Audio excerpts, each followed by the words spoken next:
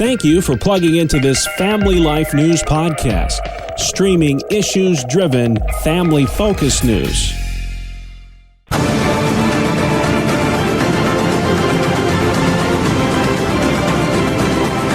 And welcome back to another edition of Issues in Education. Mondays, during the Noon Report, we spotlight the issues impacting our schools with Dr. Ralph Kerr at the Teaching and Learning Institute in Houghton, New York. Ralph, we are going to start out of the gates with a good one this week. The New York State Public High School Athletic Association.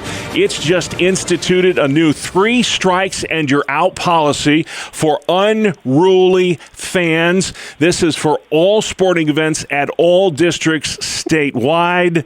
How would this policy work? And are you a fan of the action that Albany is taking here? Well, I'm a fan of the action, that's for sure, because fans need to behave themselves. The way it works is that if you are kicked out of a game, then you're automatically suspended. You can't attend the next game. And if it happens 3 times, you're out for the season and the playoffs. Gotcha. And I think it's a good thing. All right. Well, let's hope the behavior will change. It's got to. We can't get umpires. We can't get referees. Hey, the cell phone in school debate is alive and well. There was a district in New Jersey, just a tragic story. It's actually banned cell phones in the classroom after a 14-year-old committed suicide. Apparently, some students beat this kid up and then put that on social media. Can't imagine that kind of depravity. But, Ralph, it begs the question about what role do these devices have in our schools anyway. I know a lot of teachers have a lot of opinions about this. Why do we tolerate cell phones in school, Ralph? From your question, it infers to me that you're not in favor of having cell phones. I'll be really controversial on this one and say that I think cell phones have a place in school. Lots of creative teachers are using cell phones in the classroom with their students. They're using it for research and for instruction. On the other hand, the simpler answer is just to lock them up, but I know that you'll get a lot of pushback from parents on that because they think that they do have emergency use, which of course is true also. And then, we've talked a lot about a lot of issues on this show, but this might be a first. The length of the school lunch line.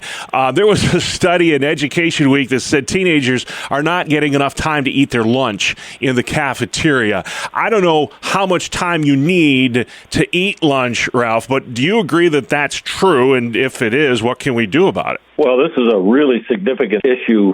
The teachers are concerned about that. The American Academy of Pediatrics recommend students get at least 20 minutes for lunch. Unfortunately, lunch lines are taking longer to go through, and part of that is because more and more students are using either free or reduced lunch, and for some students, it's the main meal that they get all day. But I think there are some things that schools can do.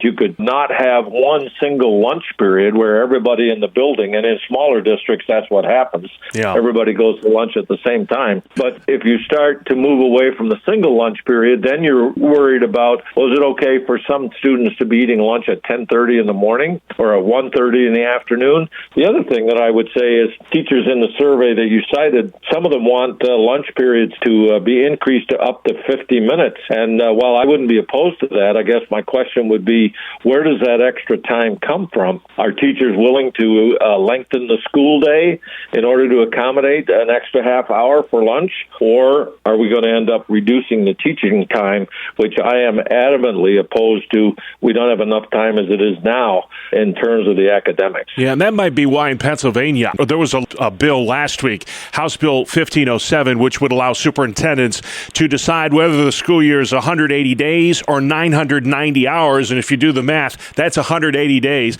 So the question would be, why does it matter hours over days? That might be related to what you're just talking about there, Ralph. Well, it could be, or it also could be a move towards, which we talked about last week, the 4-day school week.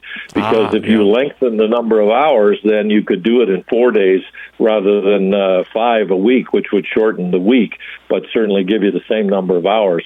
That's going to be really controversial, although it's good that the legislature in Pennsylvania is at least willing to be a little bit creative in terms of giving superintendents and boards of education various options in terms of the school instead of saying this is the way it is and that's the only way it can be. All right. Well, hey, we've been a lot of places this week, but if you have any questions about any of these issues discussed today, today, Ralph, or if you want to know what is the Teaching and Learning Institute anyway. There's information online. Where can they find you, sir?